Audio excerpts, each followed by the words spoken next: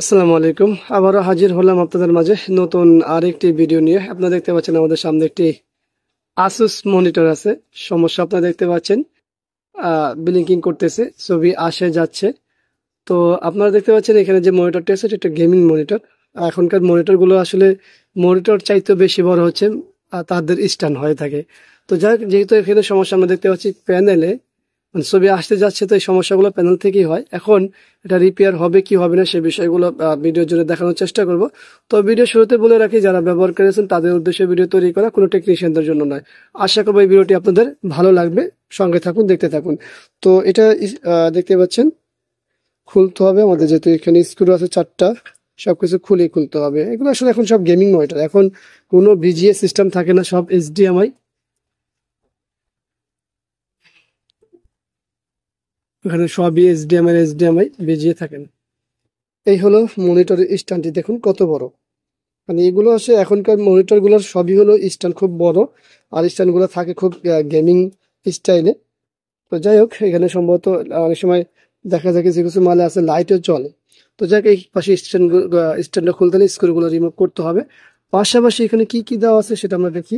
দেখুন এখানে দুইটা এইচডিএমআই দেওয়া আছে, একটা ডিপি পোর্ট দেওয়া আছে, আর ওই যে ডিসি 19 ভোল্ট ইন। তো কোনো ভিজিএ নাই, এখনকার মনিটরগুলোতে কোনো ভিজিএ অপশনই রাখা হচ্ছে না। সামনে আসলে কম্পিউটার আর ভিজিএ খুবই পাওয়া কষ্ট হয়ে যাবে, সবগুলোতে এরকমই। তো চলুন ব্যাকপার্ট খুলি, মানে স্ট্যান্ড খুলবো এবং ব্যাকপার্ট খুলবো। স্ট্যান্ড আমরা খুলেছি, এখন আমরা দেখে নিব আসুসের এটা কোন মডেল।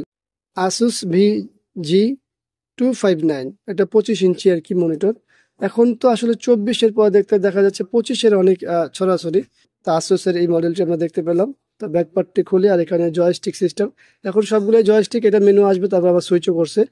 যদি আমরা স্যামসাং এর বা আদার্স এমআই এগুলোতে দেখতে পাই শুধু জয়স্টিক দিয়ে আপ ডাউন সবকিছু করা হয়, কিন্তু এখানে জয়স্টিক পাশাপাশি সুইচও করা হয়েছে।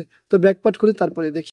ব্যাকপার্ট খোলা হয়েছে, ব্যাকপার্টের ভিতরে আমি দুইটা স্পিকার দেখতে পাচ্ছি, স্পিকার বিল্ট ইন আছে। এখন আমরা দেখবো এখানে কি প্যানেল ব্যবহার করা হয়েছে আর সিস্টেম টোটালি দেখবো। এখানে আমাদের প্যানেল টিকন বোর্ড। তো আমরা আসলে যে সমস্যা আজকে দেখতে পাচ্ছি সেটার সমাধান কিভাবে করবো সেটা দেখতে হলে ফুল ভিডিও দেখতে হবে। আমরা প্যানেল ইনফরমেশনের জন্য আমরা চলে যাবো। প্যানেলের উপরে একটা স্টিকার দেওয়া আছে, আপনারা দেখতে পাচ্ছেন এখানে। এই দেখুন এখানে লেখা আছে টোটাল যে প্যানেল অরিজিনাল সাইজ কতটুকু। হ্যাঁ, তো এই ধরনের ইনফরমেশন গুলো প্যানেলে গায়ে দেওয়া থাকে, এবং এখানে কি প্যানেল ব্যবহার করা হয়েছে সেটাও ইনফরমেশন দেওয়া আছে। তো চলুন এখন মূল কথা চলে আসি। এই ধরনের সমস্যা দুইটা কারণে হয়, একটা হচ্ছে আমাদের এলবিডিএস কেবলের কারণে হয়। তো এলবিডিএস কেবলের কারণে বেশিরভাগ হয়ে থাকে, সেটা অনেক সময় আমাদের প্যানেলের যে যেখানে এলবিডিএসটি লাগে সেখান থেকে হয়। আবার অনেক ক্ষেত্রে আমাদের এই যে মাদারবোর্ড থেকে যে এলবিডিএস কেবলটি কানেকশন হয় সেখান থেকেও হয়।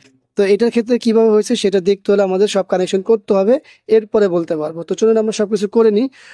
আমরা বরাবরই এখানে লাগিয়ে দিব। আমাদের পাওয়ার সাপ্লাইতে যদি 16 ভোল্ট আছে, পাওয়ার সাপ্লাই আমি একটু বাড়িয়ে দিব, 19-এর কাছাকাছি করে নিব। তো যাই হোক, আমরা যা করেছি এটি যথেষ্ট, 19ই হয়েছে। এবার আমরা পাওয়ারটি দিব বিসমিল্লাহ বলে, দেখি কি হয়, প্যানেলে কি আসে দেখি। প্যানেলটি অন তো হয়েছে, আলো আসছে, এই দেখুন আসুস লেখা এসে চলে যায়। তো এই ধরনের সমস্যা দুটা কারণে আমরা বলছি, তার মধ্যে উল্লেখযোগ্য দুই পাশের কথাও বলেছি যে কোন পাশ থেকে হয়। তো সেক্ষেত্রে আমাদের একটা ধাপ ধাপ করে আগে বাড়তে হবে। সেক্ষেত্রে আমরা যখন এখানে সিগন্যাল দিয়েছি, আমরা এই জায়গায় এলবিডিএস কেবলটি আছে যেটা আমাদের প্যানেল টিকন বোর্ডে লেগেছে, সেখানটা নাড়াচাড়া দিব। এখান থেকে না, এখান থেকে হলে ডাটা চলে আসতো। এর পাশাপাশি আমাদের এই পাশে হয় অনেক সময়, সেই জায়গাগুলোতে নাড়াচাড়া দিয়ে দেখতে হয়। তো এখন এটি আসলে বললেই হয় না, করলেই হয়। করতে হলে আমাদের একটা টাকা করতে হবে। সর্বপ্রথম আমরা এই পাশটা কাজ করবো, না হলে আমরা ওই পাশটা চলে যাব, ঠিক আছে? তো এই কাজগুলো কিভাবে করি আশা করবো ছোট ছোট ইনফরমেশন দিব। ভালো লাগলে সঙ্গে থাকবেন, ভালো না লাগলে আপনারা ডিসলাইক দিয়ে চলে যাবেন। তো দেখি কি করা যায় বা কি করতে পারি। তো আমরা প্যানেল এলবিডিএস কেবলে কাজ করব, তার আগে আমরা এই সাইডটা কাজ করবো যেটা মাদারবোর্ডের সাথে লাগানো। কারণ হচ্ছে এইটা কনফার্ম হলে পরে আমরা ওইখানে হাত দিব। এটা যদি কনফার্ম না হয় ওখানে হাত দিই, অনেক ক্ষেত্রে দেখা যায় এখানে সমস্যা হয়, তো ডবল ডবল খাটনি হয়। তো সেই ক্ষেত্রে আমরা করব কি, সর্বপ্রথম এই পাঁচটাই আমরা কাজ করে নেব। যদিও আমরা এখানে এলবিডিএস কেবলে আসলে ময়লা দেখতে পাই না, দেখুন এলবিডিএস কেবলটি পরিষ্কার, তারপরও আমরা আহ সেই হিসাব করেই আগে বাড়ি। তো এই ধরনের সমস্যাগুলো সমাধান করতে হলে আমাদের এই যে এটি লাগবে, আমরা এখানে এটা ব্যবহার করব, এবং এটা ব্যবহার করে কিছু সময় আমাদের ধৈর্য ধরতে হবে, সাথে সাথে এটাতে মারবো। পাশাপাশি আরো কাজ আছে, সেই কাজগুলো আপনারা আপনাদের মতো করে নেবেন। আমরাও করে নিই, করে দেখি যে আসলে সমাধান আসে কিনা। হ্যাঁ, সমাধান আসলে তো আলহামদুলিল্লাহ, না আসলে আবার আমাদের ওই পাশে চলে যেতে হবে। আর এই পাশে করার কাজ পরে যদি আমাদের সমাধান হয়ে যায় তো হয়ে গেল। আর মাদারবোর্ডটা আমরা দেখতে পাচ্ছি খুব সুন্দর একটি মাদারবোর্ড, যেখানে মেইন আইসির উপরে একটা হিটসিঙ্ক ব্যবহার করা হয়েছে এবং অনেক পরিমাণের পার্টস ব্যবহার করা হয়েছে। দুইটা এইচডিএমআই আছে, একটা ডিসপ্লে পোর্ট আছে। তো যাই হোক, স্পিকার তো আছে বিল্ট ইন, যার কারণে আরো বেশি এক্সট্রা পার্টস তো হবেই। এটা হলো আমাদের স্পিকারের জন্য এই সেটটা। ঠিক আছে, আমরা এটা পরিষ্কার করে তারপর এটা লাগিয়ে দেখি। এলবিডিএস কেবলটি লাগিয়েছি, পাশাপাশি আমরা সব কানেকশন করেছি, কিন্তু আমরা এখনো কিন্তু এই পাশটি কোনো খুলিনি। এই পাশটি খুলবো পরে, যদি না হয় এই কাজের পরে, তো সেক্ষেত্রে আমাদের চেক করতে হবে। চলো আমরা পাওয়ারটি দিই, বিসমিল্লাহ, দেখি কি হয়। এখনো তো সমস্যা করে, আসুস লেখা আসলো, দেখতে পাচ্ছেন কাঁপাকাঁপি শুরু করছে। তার অর্থ যে আমাদের আরো কাজ করতে হবে। এখানে একটু ধরলে কি হয় দেখি, এখানে ধরলে, আচ্ছা আমরা এইচডিএমআই কেবলটা আরেকবার লাগাই দেখি।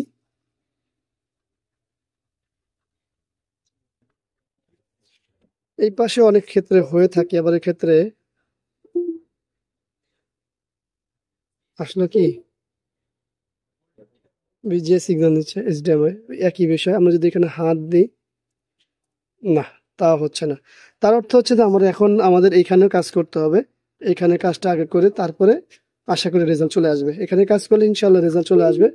তো এখানের ক্ষেত্রে একই বিষয় খুলতে হবে, আয়রনের বিষয় আছে আর অন্যান্য বিষয়। আর কাজ শেষে কিন্তু একটা জিনিস করবেন, সেটা হলো আবারও সুন্দর করে টিপ লাগানো লাগবে জায়গাগুলোতে। ঠিক আছে, তো আমরা এগুলো করি, আপনারা আপনাদের মতো করে নেবেন। এই জায়গাটিতে আমরা খুললাম, এখানেও কোনো ময়লা নাই।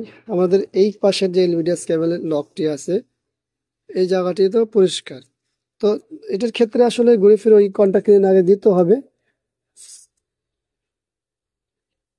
এলভিডিএস মাথায় দিয়ে দিতে হবে, দিয়ে সুন্দর করে ব্রাশ করতে হবে। ব্রাশ করার পরে যদি না হয় সেক্ষেত্রে আমাদের কি করতে হবে, আয়রনের ব্যবহার করতে হবে। আয়রনের ব্যবহার বলতে রিসোল্ডারিং করতে হবে। অনেক ক্ষেত্রে সোল্ডার করলে হয়ে যায়, আবার অনেক ক্ষেত্রে কন্টাক্ট ক্লিনার মারলে হয়ে যায়। তো এইটার ক্ষেত্রে হয় কিনা সেটা আগে দেখবো। এখানে কোনো ময়লা নাই, মজার বিষয় হলো এইটা যে এখানে কোনো ময়লা নেই, তারপরে কিন্তু সমস্যা করতেছে। তো চলুন আমরা এগুলো সব শেষ করি, আপনারা আপনাদের মতো শেষ করেন, তারপরে দেখেন যে আসলে আমাদের এটা হয় কিনা। এখানে কন্টাক্ট ক্লিনার পরিষ্কার করেছি, এখন পাওয়ার দিব এবং এলভিডিএস কেবলটি লাগিয়ে নিয়েছি। বিসমিল্লাহ, দেখি কি হয়। এখনো কি রেজাল্ট আসে আসলে জানি না, এখনো রেজাল্ট ভালো না। দেখতে পাচ্ছেন এখনো রেজাল্ট ভালো না। তো আমরা যেটা দেখতে পেলাম সেটা হচ্ছে, এখানে কাজ করার পরও রেজাল্ট আসলো না, ওইখানে কাজ করার পরও রেজাল্ট আসলো না। তো সমস্যা তো আছে। তো সেক্ষেত্রে এখন আমাদের পুরো বোর্ড খুলতে হবে, পুরো বোর্ড। এখানে আমাদের কোনো ঝালাই করলে বা ইনসোল্ডারিং করলে কোনো কাজ হবে না, আমাদের এখানে টোটালটা খুলতে হবে। এইখানেই কোনো ঝামেলা আছে। তো আমরা এই পাঁচটিতেও কাজ করেছি, হয় নাই, পাশাপাশি এই পাঁচটিতে কাজ করেছি, হয় নাই, কিন্তু আমাদের ডাটা কিন্তু আসে যায়। এখন ছোট্ট একটা কাজ করতে হবে, আমাদের এই এলভিডিএস কেবলটির উপরে ঠিক আমাদের এই লকটা একটু বাড়াতে হবে। কারণ কি, এইখানে যে কানেকশন গুলো থাকে যে কোনো কারণে এটা পায় না। তো আমাদের এখানে হলো বুদ্ধি খাটানো লাগে, জোগাড় জোগাড় যেটাকে বলা হয়। তো ম্যানেজ করতে হবে, ম্যানেজ মানে হলো জোগাড়। এটাকে ঢোকাই দিব, পাশাপাশি আমরা এটাকেও লাগাবো, তাহলে এটা একটু মোটা হয়ে যাবে। তো হ্যাঁ, এই লকটা লাগানোর সময় সাবধানে যাতে লক না ভাঙে সেই হিসাব করে। তো সেক্ষেত্রে আমরা এই কাজটা এখন দেখাচ্ছি না, কারণ হচ্ছে এক হাতে ভিডিও করা কাজটা আমার দুই হাতে এটা করতে হবে, যার কারণে এটা পারছি না, এটাকে লাগিয়ে নিই। আপনারা যদি একটু খেয়াল করেন, আমি এখানে কিন্তু ওইটা ঢুকে নিছি এক্সট্রাটা। এই হলো আমাদের এই যে এখানে যে এক্সট্রাটা আছে এইটা, ঠিক আছে। এই যে এখন এই লকটা চাপ দিতে সময় একটু সাবধান দিতে হবে। দেখুন সাধারণত চাপ দিলে যায় না, একটু সাবধান। এই যে পাঁচটা ফুলে গেছিল, এখন ফোলা আছে, একটু দেখে নিতে হবে। তো আমরা ওইখানে লকের কাজটা শেষ করেছি, আমরা প্যানেল এলবিডিএস কেবলটি লাগিয়েছি, ব্যাক লাইটের কেবলটি লাগিয়েছি। এখন আমরা এলবিডিএস কেবলটি, সরি, এইচডিএমআই কেবলটিও লাগানো আছে, পাশাপাশি আমরা পাওয়ার দেবো। বিসমিল্লাহ, এখন দেখি আমাদের কি রেজাল্ট আসে। একটু সময় লাগবে। আলহামদুলিল্লাহ, আমাদের আসুস লেখাটা পরিপূর্ণ আসছে। এখন আমাদের ডাটা কি আসে সেটা দেখি। অনেক সময় কিন্তু ডাটাতে ঝামেলা দেখা যায়, আসুস লেখা অনেক সময় মনিটরে যে মূল লেখা সেটা আসে, তারপর অনেক সময় ডাটা কিন্তু সমস্যা দেখা যায়, দাগ চলে আসে, এলবি দেখা যাচ্ছে গার্বেজ লেখা আসে, গার্বেজ আসে, সেই গার্বেজ গুলো কিছু নেই, এখানে পরিপূর্ণ হয়েছে। তো আলহামদুলিল্লাহ আমাদের কাজ শেষ। তো এই মনিটরটি আসলে কাজ করতে যে এই যে সমস্যার সম্মুখীন হলাম সেটা এর আগে খুব কমই পড়েছি, তবে পড়ি নাই বিষয়টা এরকম না, পড়ার কারণে আমি জানি যেটা এইভাবে করতে হয়। তো এই পাশে আমরা প্রথমে পাশে করলাম, নর্মাল কন্ট্যাক্ট কিনে মারলাম, ওখানে হলো না, তার পাশে আমরা এখানে করলাম, এখানে করে দেখলাম যে কোনো রেজাল্ট আসে না, তারপর আমরা কিন্তু এখানে লকের কাজটা করেছি। তবে একটি বিষয় লক্ষ্য করার সেটা হলো যে লকটি লাগানোর সময় কিন্তু খুব সাবধান, ওটা ভেঙে যায় অনেক ক্ষেত্রে। হ্যাঁ, তো ভেঙে গেলেও সমাধান আছে, আবার না যাতে ভাঙে সেই ব্যবস্থা আপনারা আগে করে নেবেন, করে নিলে আমাদের কাজ সহজ হয়ে যায়। তো আশা করি ভিডিওটি আপনাদের ভালো লাগবে। ভিডিওটি ভালো লাগলে লাইক, কমেন্ট, শেয়ার, অবশ্যই আমাদের এই চ্যানেলটি সাবস্ক্রাইব করে রাখবেন, পাশে থাকা বেল বাটনটি চাপ দিয়ে রাখবেন, যাতে করে আমাদের নেক্সট ভিডিও আপনারা নোটিফিকেশনের মাধ্যমে পেয়ে যান। তো সবাইকে ধন্যবাদ জানাচ্ছি ভিডিওটি দেখার জন্য। ভিডিওটি ভালো লাগলে সঙ্গে থাকুন। আল্লাহ হাফেজ। আসসালামু আলাইকুম ওয়া রাহমাতুল্লাহি ওয়া বারাকাতুহু।